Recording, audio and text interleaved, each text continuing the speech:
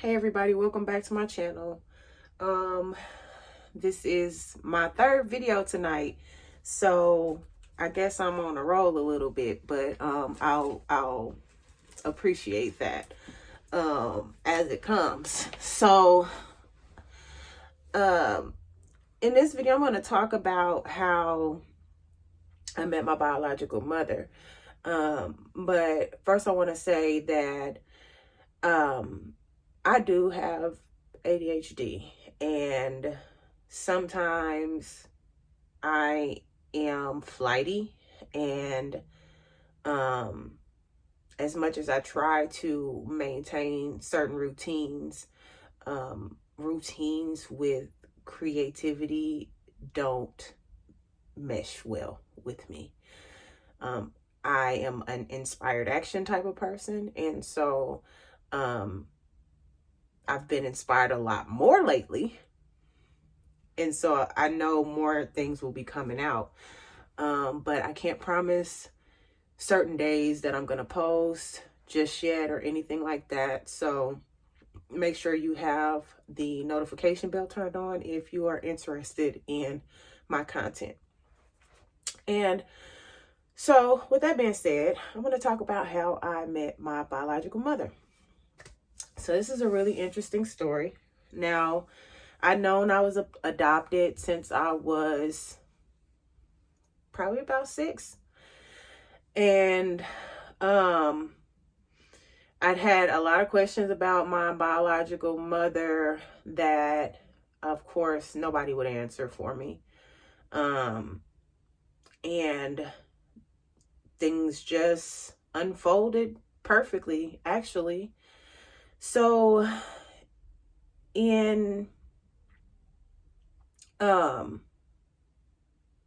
had my daughter in 2003, and at some point after, I believe it was while I was pregnant, I had applied for food stamps. And while I was dealing with the state of Missouri about my food stamps, I was in the office for like, I don't know if it was the application process or if it was a recertification or what. But I know that I had to go into the office. And so I was there, and the lady behind the computer is like, "Why do you have 2 names?" And I'm like, "What do you mean? 2 names?" And she's like, "Yeah, you have 2 names under your social security number." And I'm like, "I have no idea." Like, because I honestly didn't know my name was changed. I never knew I had any other name than the legal name that I had. And so I'm like, "What?" I'm like, "I'm adopted. Maybe that's why," but I didn't know my name was changed. So I go, and at this point, I'm an adult. I go and I ask my parents, and they're like, "Oh, we don't know. They something must be wrong in their system." And I'm like, "What?" At any rate, I had written this name down, of course. And a couple years later, I let it go. I didn't try to ask them any more questions about it or anything. My adoption was sealed, but I knew that once I got to be a certain age, it could be unsealed. I didn't even have to go through all that.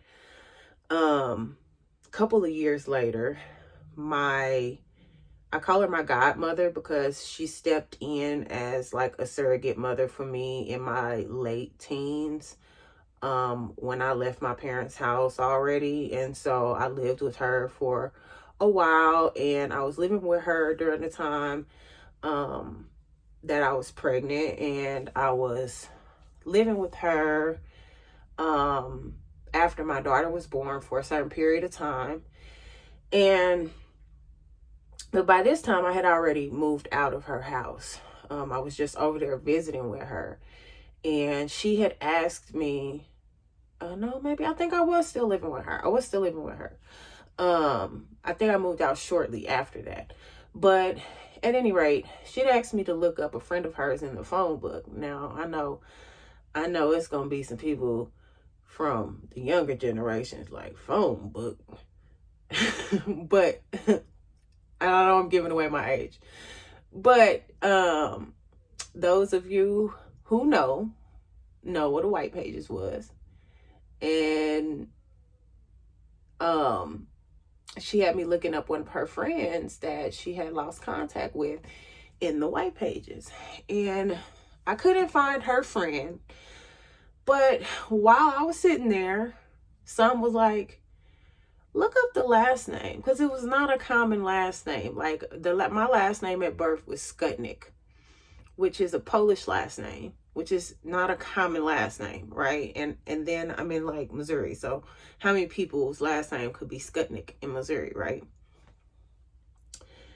So I look up the last name of the name that the DFS worker had given me. And lo and behold, there is one person in the phone book with that last name. And I'm going crazy, right? I'm losing my mind, right? Like, I'm just, you know. And so I had a cousin, I rest her soul because she's no longer with us, but she remembered, she would tell me stories about my biological mom. Because during the time that I was in foster care, of course, my mom had visitation rights. So a lot of the family that I grew up with had met my mom. And so this particular cousin would tell me a lot about my mom. And she knew my mom's name. And so I find this one person in the phone book. And I call my cousin and I'm like, what did you say my mom's name is? Like my biological mom? And she told me. And lo and behold, it was the one name that was in the phone book. So, of course, now what? I call this phone number?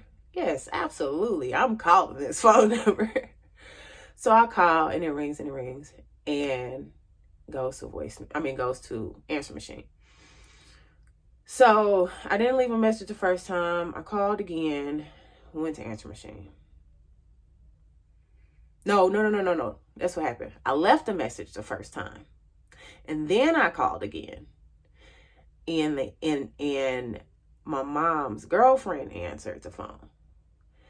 And basically, because I left a message on the answer machine, I'm like, hey, I don't know if this is the right person, but I explained what was going on, and I ended up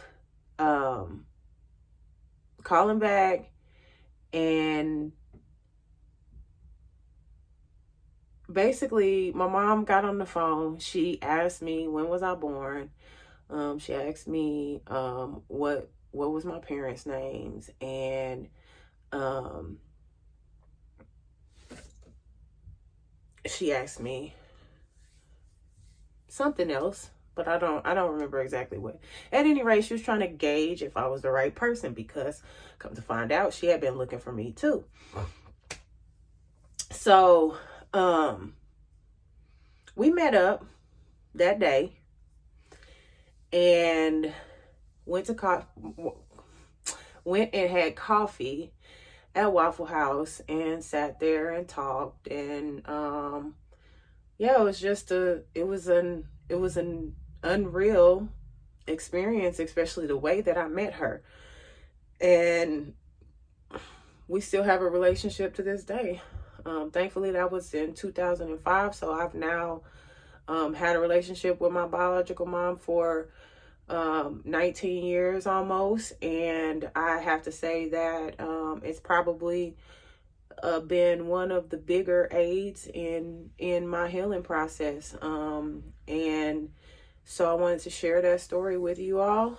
I'll share the story of how I met my biological dad's family on another video. But if you like the content, go ahead and Like the video, subscribe, and hit the notification bell to hear more of my stories and see more of my content.